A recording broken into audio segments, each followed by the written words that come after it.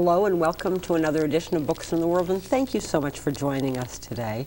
We have Joseph Buckley, Wings Over Cape Cod. It's the story of the Chatham Naval Air Station from 1917 to 1922.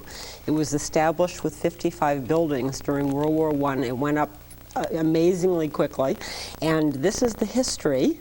And you were in the banking industry, you were in the Navy in communication, but you were not a writer. This is your first novel. First one. First novel. And how did it all start? It's a fascinating book. Well, yeah, it's a great story. Actually, my father was stationed there, as you mentioned, and one of the first jobs he had, one of the jobs that he had when I was a little boy was to put me to bed and tell me bedtime stories.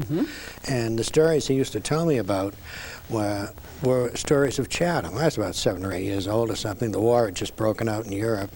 This was World War II. World War II, 39. And he used to tell me these stories. They were fascinating to a little boy. They were simple stories.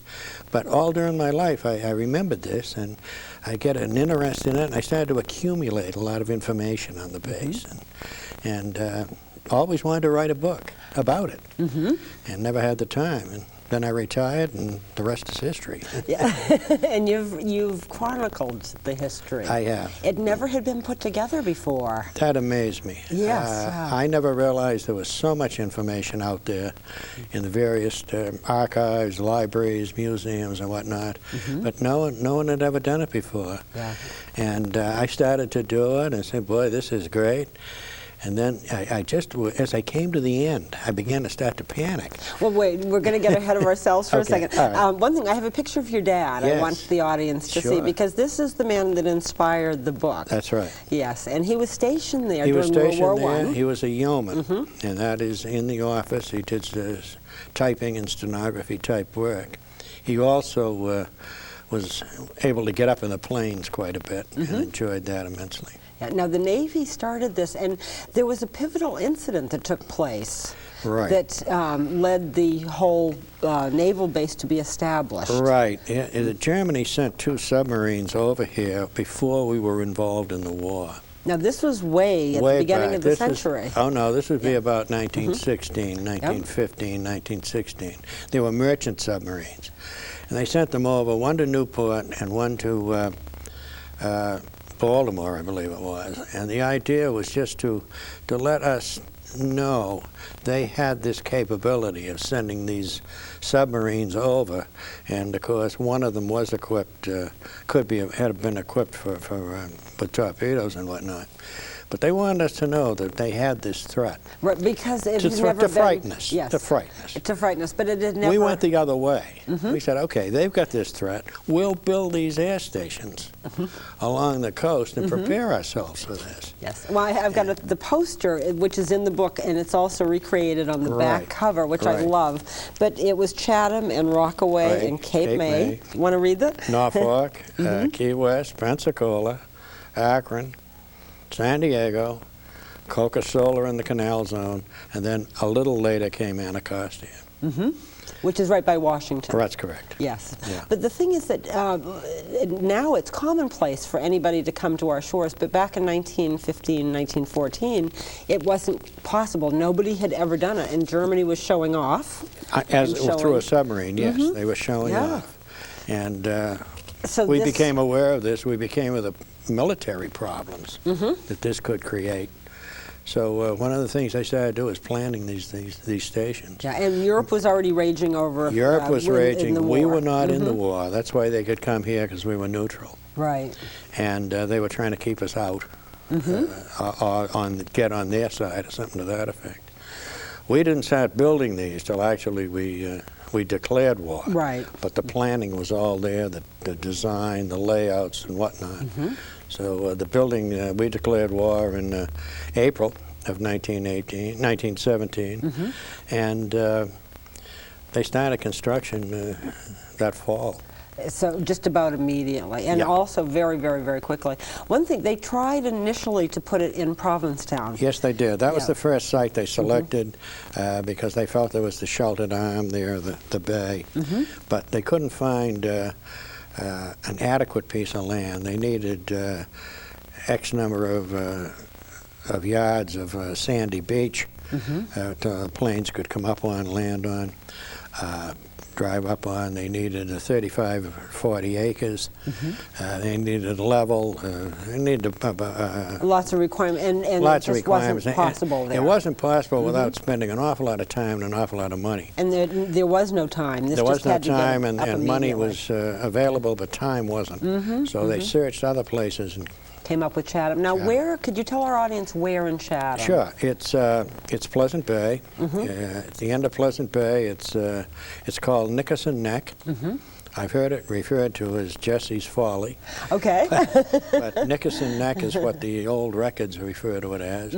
And looking at a map, it's the Chatham, the shores of Chatham that are directly opposite Strong Island. It's very sheltered. Now, is there anything remaining to this day? Yeah, surprisingly there is. There are two little landmarks. One you'll see in the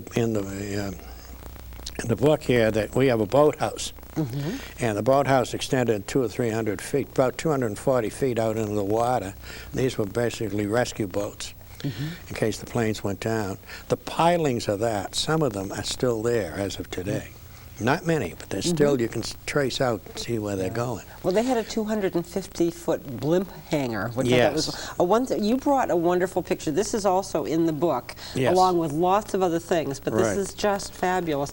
And the air station is below the blimp. Right. I'm going to hold that. Sure. This is a picture of the whole air station with all 55 buildings, the landing field, which was for blimps only, because the planes landed in the water. They were seaplanes. Yeah, sea boats, you said. And flying boats. Flying And boats, flying yeah. boats. Could you tell our audience a little bit what those are? Because Sure. you don't see them today. Seaplane is primarily an aircraft that lands on pontoons in and the then water. they bring it up a ramp into And then they bring it up a ramp inside the hangar. A flying boat is different. It doesn't have pontoons. The whole fuselage is the hull of a boat. So the boat itself, the plane itself lands on the water. But that too has to come up a ramp on a dolly to get inside the hangar. You don't see that type of thing too much today. No, you don't. Yeah, when we were little, we saw them a lot more. Yes, we did. Yes, we did. But the state of the art has gone in another direction. Didn't go with seaplanes and flying boats. Yeah. Now, you started literally at the very beginning with the I did. Germans visiting our shores, and how quickly all this, and what you did is you put little increments through the book. Yes. And it's fascinating and very readable, and you just keep bringing the reader along. It's, some of the stuff is cut and dried, just like when a building would go up and that type of thing. But you just made this whole process flow and kept going and going with it. Right. Yeah, but they were holding dances and yeah, I think one little dance became a little episode in there. Yes. Yeah, all kinds of things. Yeah. And Christmas then- parties. Yeah. Yes, yeah, but once they started getting up and running, it started being gated, and they'd have to have passwords. And what Right. happened to people who didn't have the password? Well, my father encountered that on one occasion. Which is in the book. Yes, it is. They had the sentries there at the entrance gate had rifles, and he was a little slow one night in giving the password. For what reason, I don't know. But they put the rifle right up to his chest and said, "Come on, fella." And he came out with it pretty fast. He was a new man, supposedly. But, yeah, so they took it pretty serious. Yeah. Now, also, you have some artifacts, which is fantastic. I do. This little guy here. Yeah. This is... Again, there's a picture of this in the book itself. Yeah, right. This is a 30 caliber rifle bullet, and it's been made into a letter opener.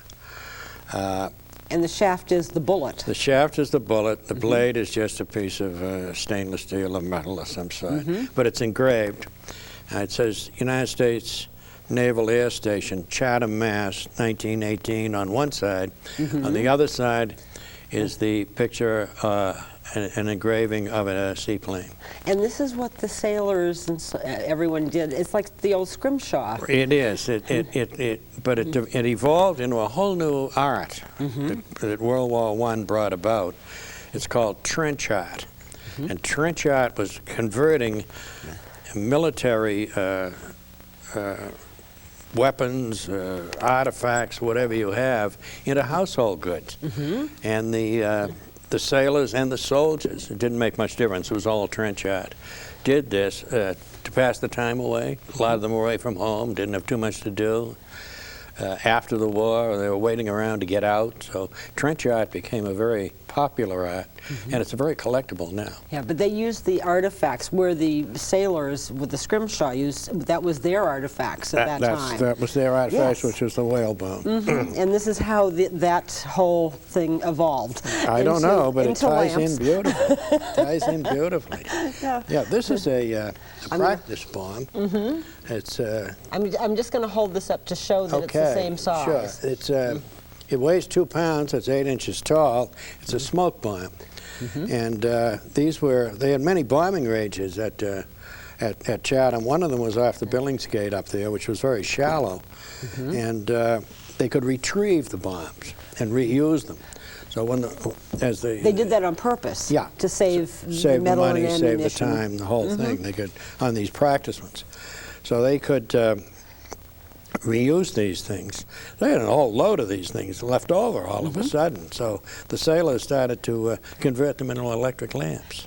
So now, your dad brought these home? My dad brought 2 of them home. Now his idea was to put them on the mantelpiece in the house. Would your mom? Mother didn't buy that idea at all. Oh, so they never went up? No, they didn't. They went into my toy box, I think. Now you have them. Now have you used them yourself? I did. I used. Oh, good. I'm going to put it back there. I used them, and I have them in my den. And I brought one with me to a book signing I had in Orleans, and it attracted so much attention. I thought I'd bring one down to the show. Good. Today. Now, one thing, you've done some book signings already. I have. Which is great. I love so it. people can see you in the future to look for this book too, which is great. Yes. But one story I'd love to have you tell is during World War I, when all of this was taking place, Orleans played a critical, pivotal role in It certainly. this. If you could tell that story. It certainly did. This air station was designed to patrol and whatnot against the German submarine. And one Sunday morning in the summer of 1918, a very hazy day, one appeared. And, meaning one being a submarine. Meaning a German submarine appeared off the coast of Cape Cod, just at the same time that a tug and 4 barges were coming down from Maine to around the outer Cape to down in the New York, New Jersey area. So I guess for no other reason than to create a little panic or something, the submarine surfaced and sank them all. And this was right in view of the This people was on in view the of the island. summer vacationers. It was July, and they were watching it on the shore, from the shore, and the Chatham planes were called, and of course they were, the haze was tough, but they got there, and the visibility was better. And they conducted some bombing runs, and they were supposed to conduct the bombing runs at 1,000 feet, so the explosion wouldn't hurt the fabric on the wings of the plane. Which we'll go into in a minute, because that's, again, another These fellows fascinating. went down to 400 feet to make sure the accuracy of the bomb. The bombs were very accurate, and the 3 that were dropped were duds. Wow. And so there was a lot of excitement, no explosions. Nobody was killed. Right, everybody jumped ship and escaped. Everybody jumped ship. Couple got hurt, but several got hurt, but no one got killed. And I'll say one thing: the Chatham responded to the effect that the bombs might have malfunctioned, but the message got across to Germany. They never sent another submarine to the New England coast. That we know of. That we know of. They didn't have the audacity to surface That's and do right. what they tried to do. They Now, did go further down the coast. Yeah. Now, this was the only time America, contiguous America, was ever shelled during the whole World War I. Oh, it's the first time since 1812, 1814, the War of 1812. And the reason it was shelled was that a couple of the German shells missed the barges and landed on the shores of Orleans. So that's why it's the first time the shores of had any excitement like that since the War of 1812. Now, where did you find all your information? Because you really were very, very thorough in what happened, of how it started, when it was happening, and then you go on many years afterwards, what was happening to the people, to the land, to the buildings, that's a everything. fascinating story. And first of all, Dad left me about 100 pictures that he Which had is of the fabulous, base. and so many are in the book. And many of them are in the Yes, I'm just going to hold up a page. I'm just going to turn to any page. Sure. Yep. But what he did was, he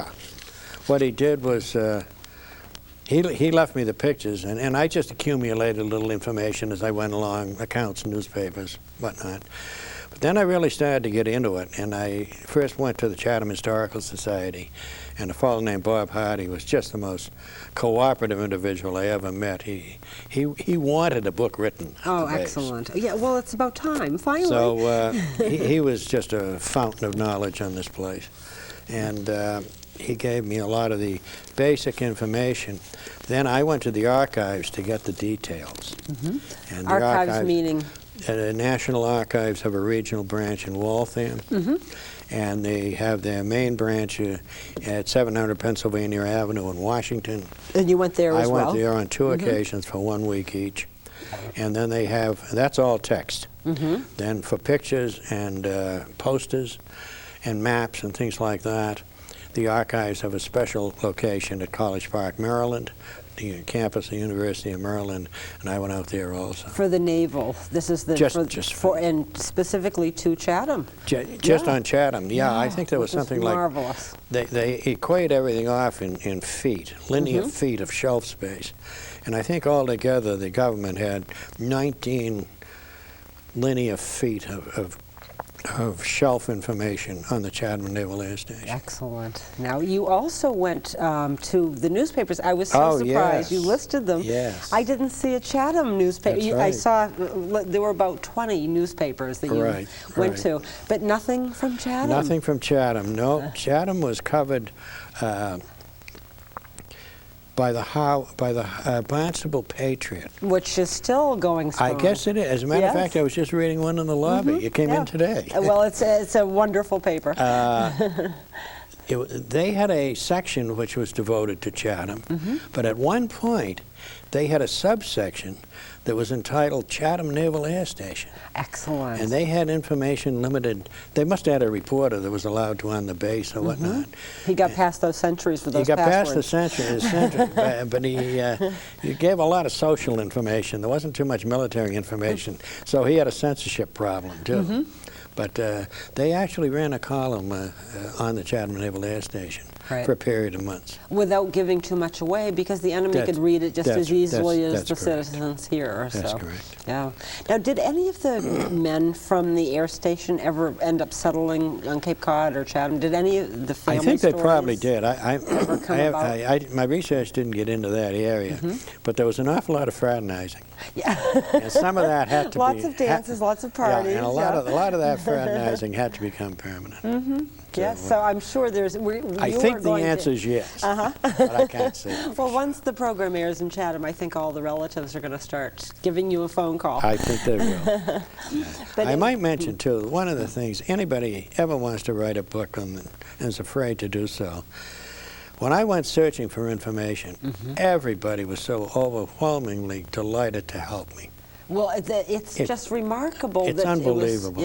And especially where, again, the only shelling in the whole World War I in the whole United States was right there, right here. Yep. And I mean, just that alone needed to be preserved in history. Yeah. And also, what you did is you just did a very, very thorough job. Thank you. Thank you. Now, how did you get published? That's the key. Published. I mean, that's the hard part. See, I don't know what I'm doing at all as I'm going through all of this, but I'm learning it because all these people are so helpful to me. Yeah. So what did I do? I had a manuscript of about 200 pages, double-spaced, which a very capable girl named Ellen Sullivan that I knew put on the computer, on her computer, because I'm not computer literate. You said something fun, like you asked her to type a few things. Yes, I asked her to type a few things. Well, she used to work with me at the bank, so and we were both retired, so. Great. That way it worked out real good. So I'm not computer literate. But I've got this massive manuscript, and I've got these 160 pictures by now. And so, lots of artifacts. And lots of artifacts, and now what do I do with them? Yeah. So I said, well, you know, I'll send it off and I'll start writing writing letters and sending the manuscripts to the publishers.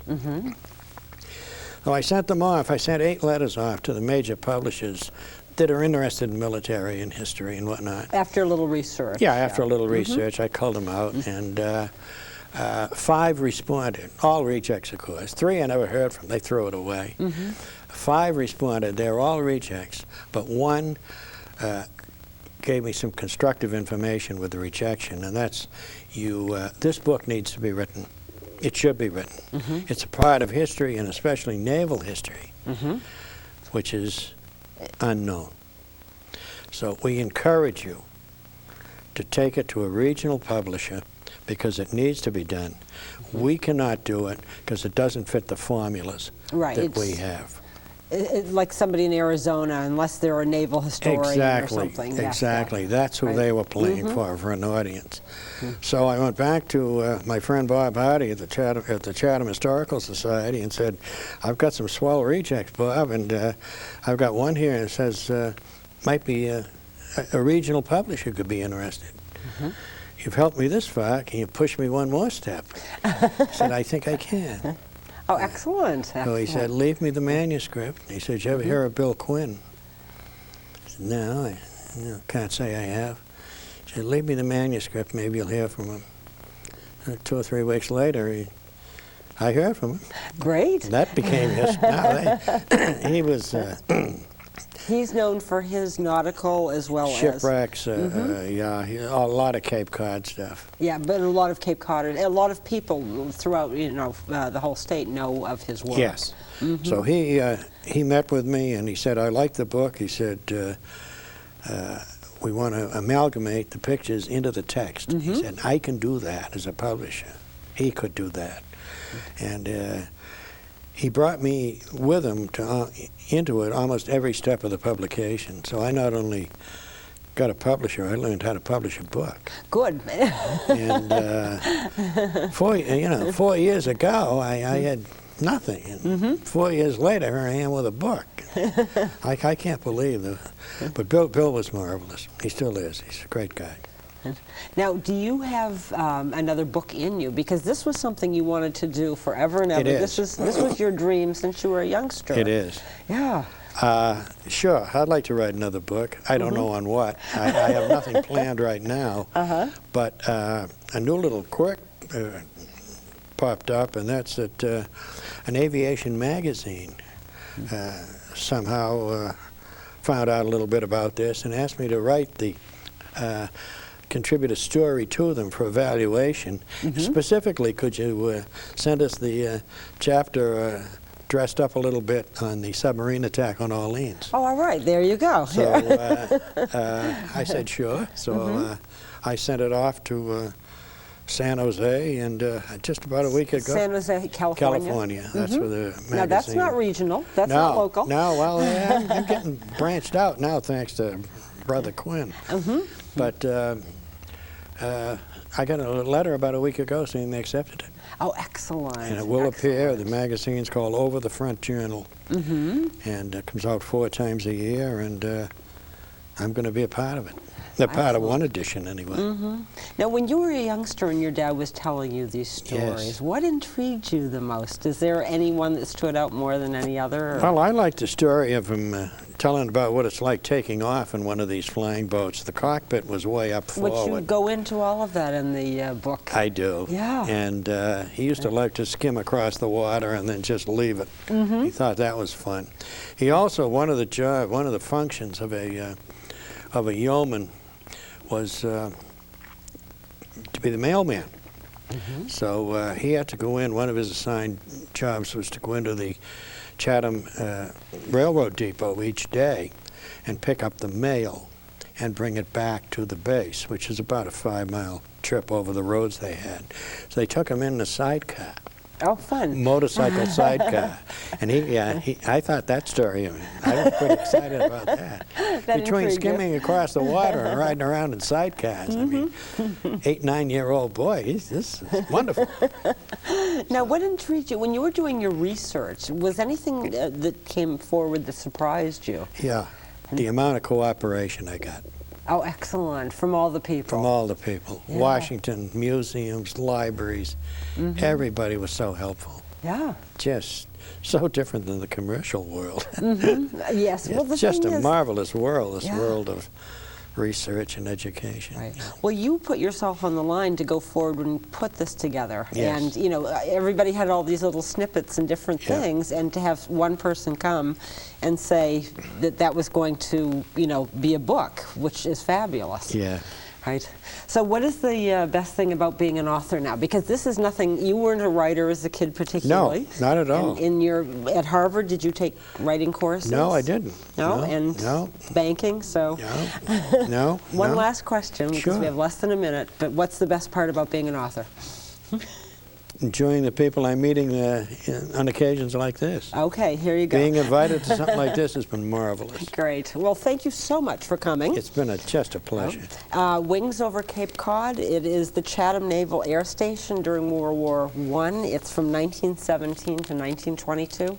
It's a wealth of pictures, information, and it is fascinating.